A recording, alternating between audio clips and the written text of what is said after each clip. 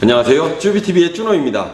자, 오늘은 얼마 전에 있었던 이제 대한태권도협회 품새 심판부와 그다음에 일선 지도자 간의 간담회에서 나왔던 내용들을 갖다가 풀이해드리는 내용입니다. 자, 오늘은 2탄으로 유급자 품새 태극 3장부터 8장까지에 대한 내용들을 논의됐던 내용들을 제가 나름대로 해석을 해서 드리겠습니다.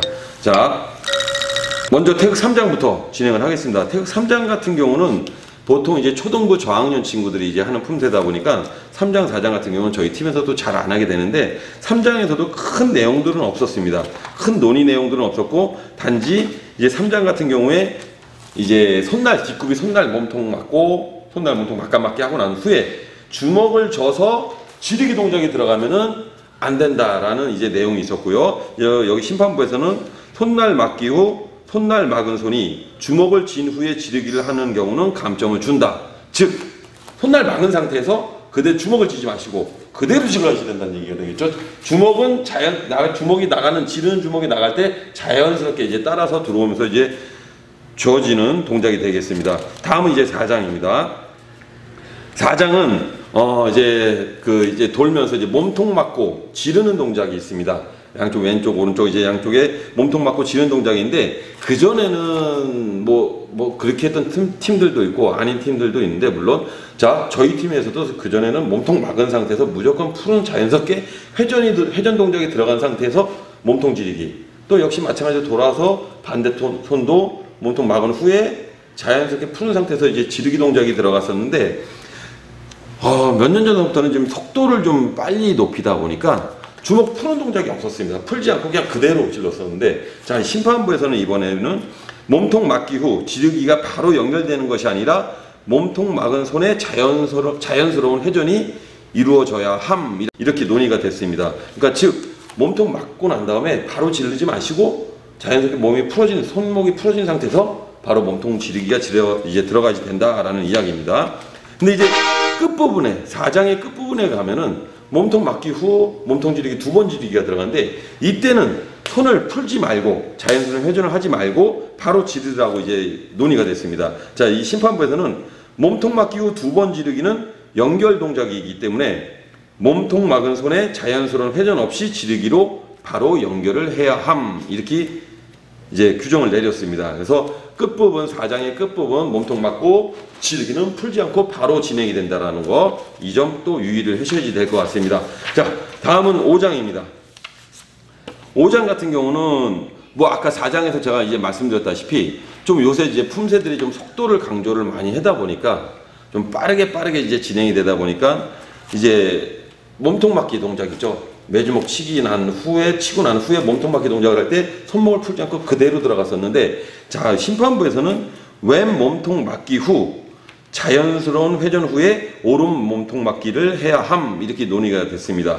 즉 몸통 맞기가 왼손 몸통 맞기를 하고 난 후에도 그냥 들어오는 것이 아니라 바로 들어가는 게 아니라 푸는 상태에서 다시 몸통 맞기가 들어가야지 된다는 이야기죠.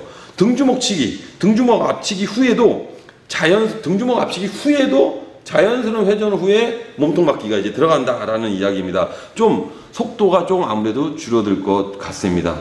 물론 이제 숙련이 많이 되고 나면 좀 더 빨라지겠지만 이제 속도보다는 정확한 동작을 이제 심판부에서 요구하는 것 같습니다. 그래서 자연스러운 회전 후에 몸통 안 맞기를 해야 함 이렇게 규정됐으니까 이 점도 유의해서 훈련을 하시면 좋을 것 같습니다. 그런데 이제 심판부에서 또 논의가 나온 게 그러면 점수를 깎느냐? 깎지는 않는답니다. 그러니까 감점은 없으되 자연스러운 회전이 이루어지지 않았을 경우 정확성에서 감점을 하진 않으나 표현성에서 좀 더 높은 점수를 이제 기대할 수는 없다라고 이제 이야기가 나왔습니다. 이번에 자 다음은 이제 6장에서는 큰 논의가 없었던 것 같습니다. 6장에서는 큰 논의가 없었던 것 같고 다음 이제 7장으로 이제 넘어갑니다. 7장에서는 그 논의된 내용들이 상당히 많네요. 자, 이 내용들이 많으니까 여러분들 이제 제가 설명해드리는 거를 잘 듣고 훈련하는데 이제 유념하시면 좋을 것 같습니다. 자, 먼저 이제 7장에서는 손날 아래 맞기.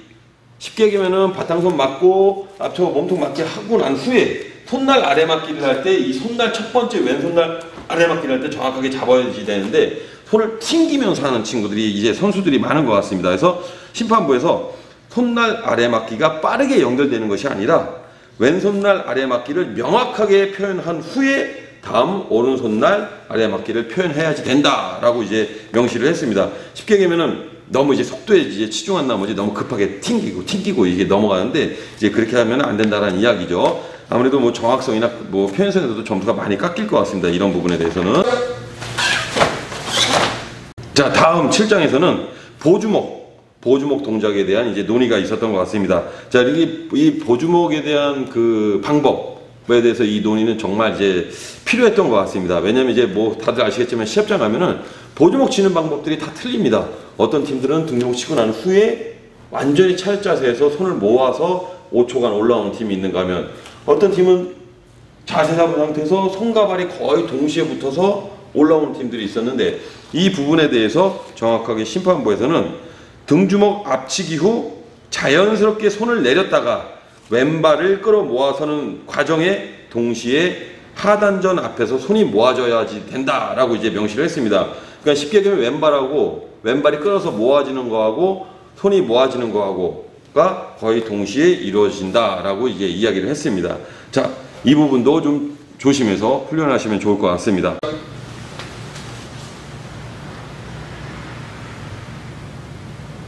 (7장에서) 이제 다음은 이제 가위막기 손이 바뀌었을 때는 0.3점 감점.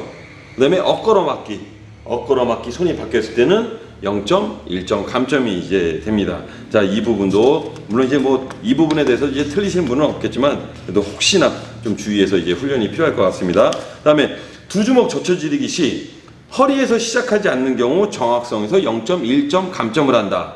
그러니까 이 속도에 너무 의존한 나머지 헤쳐맞게 하고 당겨서 치고 난 다음에 이 손을 이렇게 당겨서, 자, 이 화면상에서 잘 안 보이네요. 치고 난 다음에 손을 이렇게 당겨서 올리는 친구도 있습니다. 그래서 가슴선까지 올라가서 그 다음 제쳐지르기가 나가는 친구들이 있는데 자기 허리선에서 제쳐지르기가 나갈 수 있게끔 이제 훈련이 좀 필요할 것 같습니다. 다음, 엇걸어 맞기 시 막는 부위가 허리선 위로 올라갔을 경우 정확성에서 0.1점 감점이 된다고 이제 명시가 되어 있습니다. 그러니까 엇걸어 맞기 같은 경우도 좀 너무 급하게 하다 보니까 손동작이 손이 너무 높게 올라가죠. 이렇게 위로 올려가서, 자, 허리선 아래에서 엇걸어 맞기를 한다라는 거 꼭 잊지 마시기 바랍니다. 자, 다음 또 이제 7장이 이제 내용이 가장 많은데요. 7장이 이제 또 끝부분에 이제 넘어갈 때도 등주먹 앞치기, 등주먹 바깥치기를 할 때 이제 여기 심판부에서는 등주먹 바깥치기 예비손의 손등이 몸의 바깥쪽을 향하게 하여 손목에 회전 없이 그대로 치는 동작으로 해야 한다라고 이제 명시를 했습니다. 그러니까 저희 팀도 좀 틀리게 했었는데 저희 팀 같은 경우에도 엇걸어 맞기 후에 손동작을 이렇게 손목을 회전을 시켜가지고 손이 이제 바깥쪽, 손등이 나를 보고요. 요 상태에서 그냥 회전을 시켜서 등주먹 치기를 했었는데, 등주먹 바깥치기를 했었는데, 자, 이렇게 하지 마시고 손목 회전 없이 그대로 손등이 바깥쪽을 보게끔 잡은 상태에서 그냥 등주먹 바깥치기를 한다라고 이제 나와 있으니 이 부분도 좀 주의를 하시기 바랍니다. 그 다음에 이제 뭐 표적차기 하고 팔꿈치기 하고 다음 동작으로 넘어갈 때 이때도 역시 마찬가지로 그 오른발을 이제 내디딜 때 오른발을 한 발 나가면서 하는 친구들이 있는데 이럴 경우에는 이제 감점이 이제 되니까 주의를 하시길 바랍니다. 자, 여기 심판부에서는 팔굽 표적치기 후 등주먹 바깥치기 시 주춤서기에서 앞서기로 변환하는 과정에서 오른발이 앞으로 나가는 것이 아니라 주춤서기 위치에서 발만 옮겨뛰어 뒷발이 따라오게 해야 한다라고 이제 되어 있습니다. 다음 이제 또 등주먹 바깥치기가 작년까지는 이제 그 어깨선 높이에다 맞췄었는데 올해서부터는 이제 이 높이를 인중으로 이제 바꿨습니다. 이제 높이가 인중으로 됐기 때문에 표적차기를 하는 순간에 이 손을 올리거나 내리거나 하는 동작을 할 시에도 이제 감점을 준다라고 했으니까 이 손은 이제 고정 자세, 이제 표적치기를 할 때 그대로 있는 자세에서 이제 쳐야지 되겠죠. 마지막 전 동작의 한 손날 몸통 맞기 후 옆지르기 시 이 한 손날 막은 손을 잡아당기는 식으로 감아서 잡아당기는 식으로 갖다 표현을 했느냐 아니면 그냥 자연스럽게 해지되느냐 라고 했는데 심판부에서는 한 손날 막기 후 옆지르기 시 한 손날 막은 손이 잡아당기는 표현을 인위적으로 할 필요는 없다라고 이제 이야기를 했습니다. 그러니까 뭐 굳이 이제 그런 표현을 이제 안 하셔도 이제 될 것 같습니다.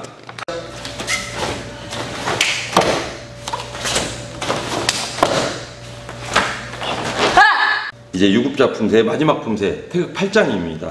자, 태극 8장은 뭐 이 논의는 예전서부터 뭐 계속 있었던 이야기인데요.